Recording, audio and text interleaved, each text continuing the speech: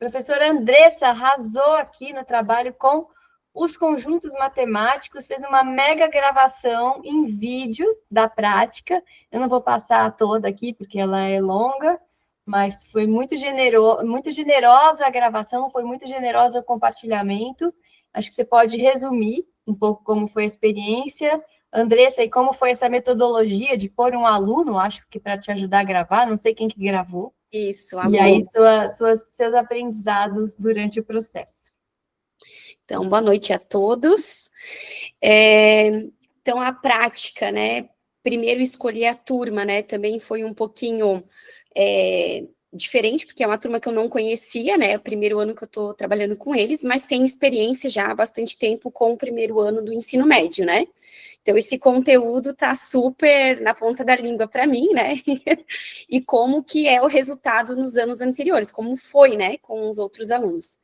E aí, na hora de escolher a turma, né, o que vinha na cabeça seria mais fácil o primeiro ano, por estar no meio do capítulo, né? As outras turmas eu já estava finalizando, então a gente pensava, né, tinha pela instrução do livro, que o Vejo, Penso, Pergunto, ele é mais de introdução, né, do conteúdo.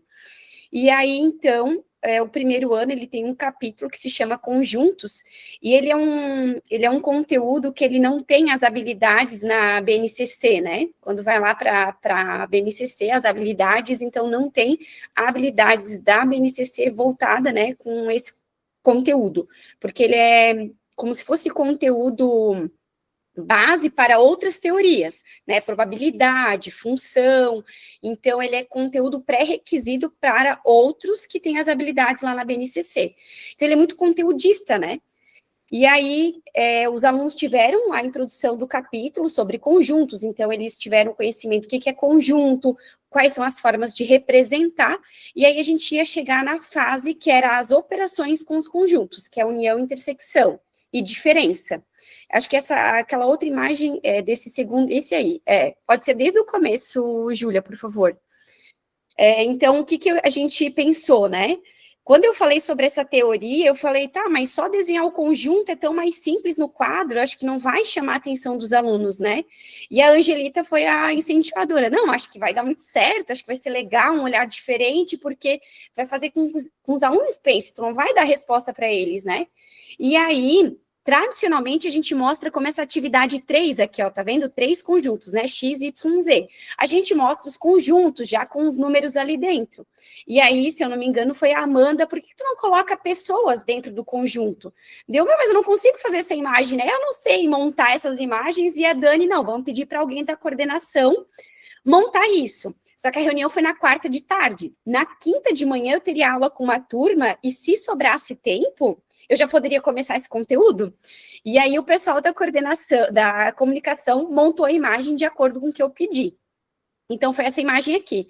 A ideia seria o quê? O objetivo era que os alunos conseguissem perceber que há elementos, no caso ali as pessoas, né, que elas vão estar participando de 2 conjuntos ao mesmo tempo, do A e o B, que é ali na parte begezinha, né? Vai ter pessoas que participam só do grupo A, vai ter pessoas que participam só do grupo B, e tem pessoas que não é nem do A e nem do B, que é essas 2 pessoas aqui embaixo no azul. E aí, então, essa separação dessas pessoas são resultados de operação entre conjuntos. Então, a parte rosa, né? Depois, com a resposta deles e tal, a gente conseguiu fechar ali naquilo que está desenhado manualmente ali, né? A operação A menos B, né? Aqui na esquerda, né? Então, A menos B, então são os elementos que fazem parte só do conjunto a parte amarela é o resultado da operação de diferença B menos A, o do meio ali, então, a intersecção, e aí todo mundo junto, né? O rosa, o bege e o amarelo, eles são a união dos conjuntos, né? Então, a ideia era eles conseguirem visualizar essas operações. Óbvio que nas perguntas deles, né, ali no Vejo, Penso, Pergunto, né, eu quis fazer, eu sendo a escriba, porque eu sou um pouquinho acelerada, né, então eu não teria paciência de esperar eles escreverem, aí o medo também de eles olharem e travarem, né? Porque, tipo, tô vendo o círculo e eles acharem que aquilo é uma besteira e não querer escrever, né? Então, eu achei que fazendo isso de forma coletiva ia render muito mais as respostas. Aquele aluno que não tinha entendido a proposta de dizer o que está vendo, ele ia pegar no embalo, né? E aí, então, eles começam até enxergando, né? Vejam, eles veem coisas relacionadas à matemática. Por quê?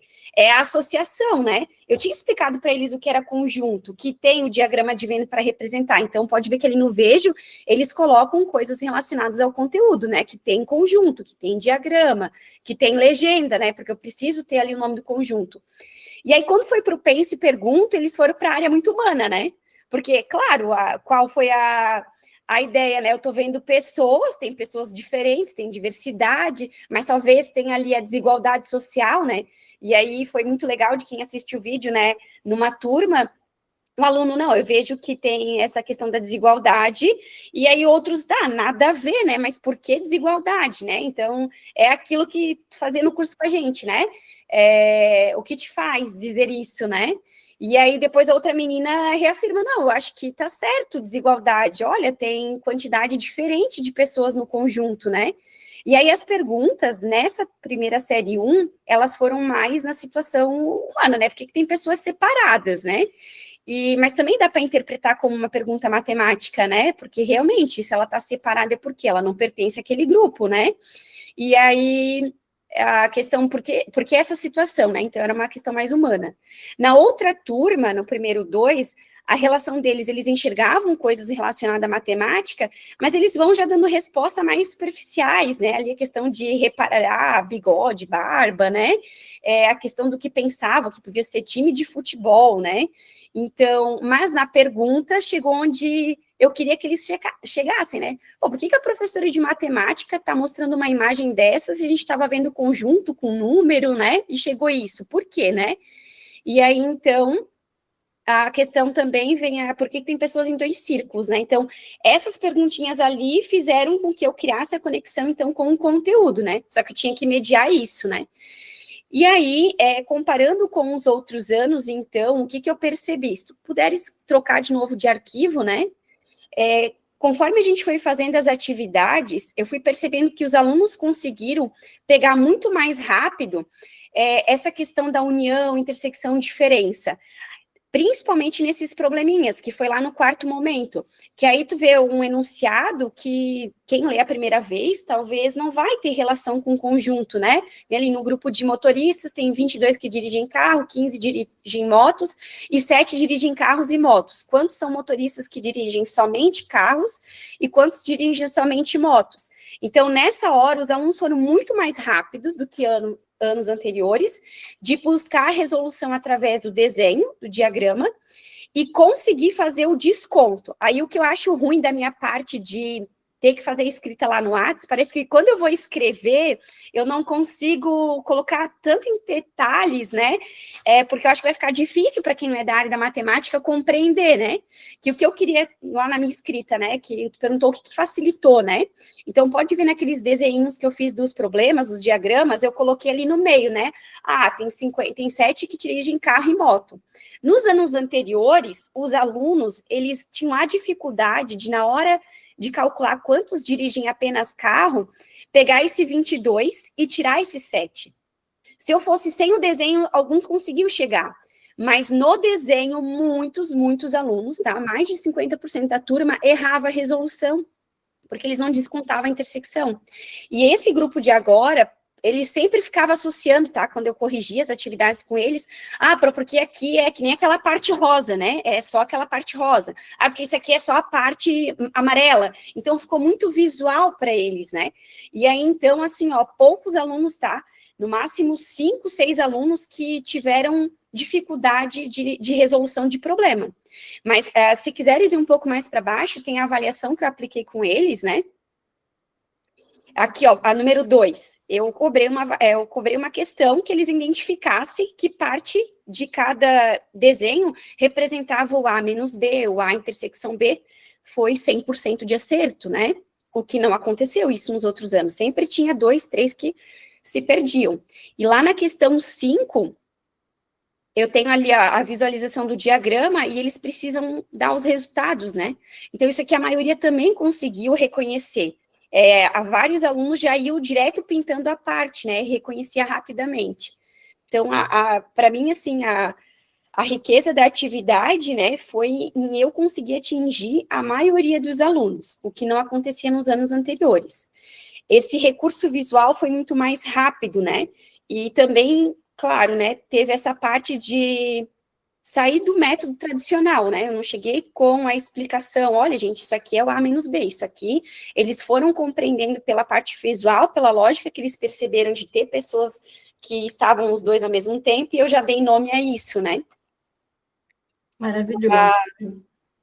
Maravilhoso. Ficou muito claro que a rotina de pensamento associada a uma ferramenta visual como o diagrama de Venn, sendo feito inicialmente de modo concreto, sem os símbolos matemáticos, para os quais também muitos alunos têm já uma resposta emocional prévia, não consigo, não sei, não faço, preparou eles para um senso de investigação que ajudou na apropriação, que quando você trouxe a linguagem formal matemática, eles deram muito mais conta do que deram no passado. Uhum. Eu já fiz uma segunda, né, prática. Queres compartilhar ali? Não, eu estou só passando, só para tá. que a gente vai... eu tive uma segunda. Ali foi uma aluna, né? Eu pedi, eu vou pedir para alguém gravar ali, né? E a sala estava bem escura, né? Mas essa turma teve muito engajamento, vários alunos falando, né? É muito participativa essa turma. Inclusive, depois dessa prática, o que eu reparei, durante as explicações, eles estão mais concentrados, né? E no começo essa turma não estava tão concentrada assim, não sei se isso, né, foi o impacto da atividade ou não, né? Mas ela está bem mais concentrada. Eu fiz uma segunda prática, que é com intervalos. Daí, acho que fica para um próximo momento a gente discutir, é bem diferente, umas ondinhas, bolinha aberta, bolinha fechada. E com essa turma foi legal, só que teve menos participação, então o olhar dele já ficou, porque, claro, a imagem é bem reduzida, não tem tantas coisas, né? E na outra turma, aconteceu um pouco do que a Amanda colocou ali será que eu coloco o nome da atividade antes? Porque talvez eles não vão conseguir associar, não vão chegar onde eu quero, né? Na outra turma, eles não estavam chegando. Teve um momento que eu tive que parar e, não, vamos lá, gente, vocês estão vendo isso, mas lembra que a gente já viu esse desenho antes? O que vocês viram de desenho na aula anterior que está aparecendo aqui? Que conexão que vocês vão fazendo? Por que será que eu escolhi essa imagem, então? Vocês estão vendo cores diferentes. Será que não tem um motivo para ter essas cores diferentes? O que vocês acham que pode ser? Aí foi, sabe, voltando, porque chegou um momento de eles pararem e ninguém mais dizer nada. E chegar na perguntinha do por que eu vou usar isso? Em que área, né, da minha vida que vai cair isso? Que profissão usa? Então foi para um lado totalmente assim, ou seja, eles já estavam criando aquela rejeição, né? Aí tive que tomar as rédeas ali. A professora está fazendo essas perguntas. O que é esse diagrama? Sim. Sim, acho que tudo isso faz parte, acho que você está colhendo aí a experiência e também adaptando os conteúdos, e sobretudo isso, assim, eu estou estimulando muito essa pergunta, né, para vocês. Vocês que principalmente já dominavam esse conteúdo pedagógico antes, que já tinham ensinado em outro contexto, o que vocês estão percebendo de efeitos diferentes quando vocês trazem as rotinas de pensamento visível para apoiar como ferramenta de estudo? Que evidências vocês percebem de aprendizagem dos alunos e de vocês mesmos, enquanto professores?